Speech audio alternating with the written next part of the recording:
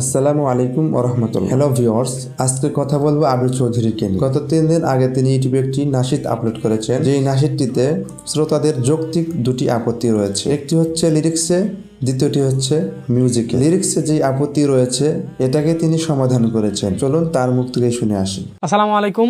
আমার সর্বশেষ নাশিদটি রিলিজের পর আপনারা যেই গঠনমূলক মতামতটি দিয়েছেন সেই প্রেক্ষিতে আজ আপনাদের সামনে আসা।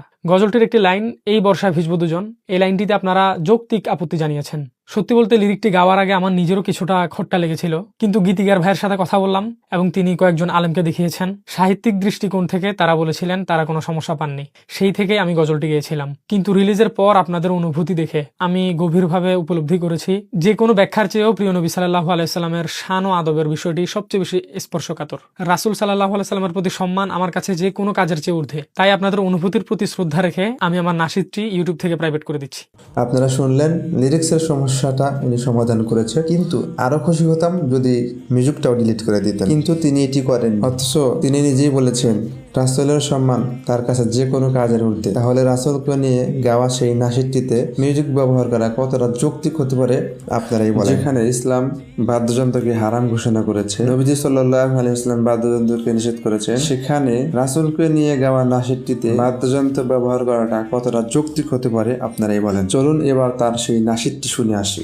হঠাৎই ভেঙে যায় আমার ঘুম, চিঠিতে তখনও আছে তোমারই চুম।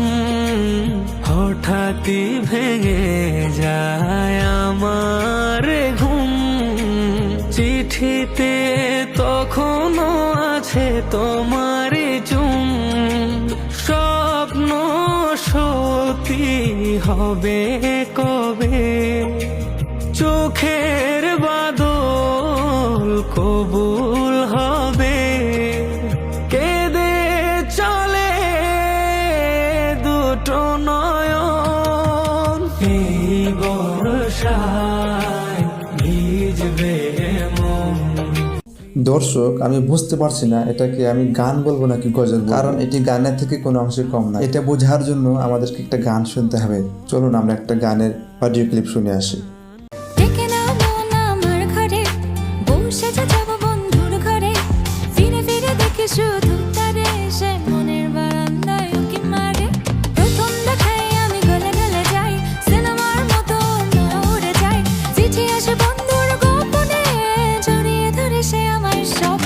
গানটি প্লে করার জন্য আমি আন্তরিকভাবে দুঃখ প্রকাশ করছি। তবে আমার প্রশ্ন হচ্ছে, যদি একই মিউজিক, একই বিট, একই স্টাইল, সবকিছু গানের মতোই থাকে, শুধু কথাগুলো ইসলামী করে দেওয়া হয়, তবে কি এটাকে আদৌ গজল বলা যায়? আপনাদের কি মনে হয়, শুধু লিরিক্স বদলে দিলে কি গানের রূপ বদলে যায়, নাকি আমাদের আরো সতর্ক হওয়া উচিত? সম্মানিত ভিউয়ার্স, এতক্ষণ পর্যন্ত সাথে থাকার জন্য ধন্যবাদ। তবে আপনাদেরকে আরো কয়েকটা নাশিদ আমি দেখাতে চাই, যেগুলো দেখে আপনারা অবশ্যই কমেন্টস করবেন যে এগুলাকে আসলে গজল বলা যায় কিনা। তো চলুন কথা না বেরিয়ে দেখে আসি।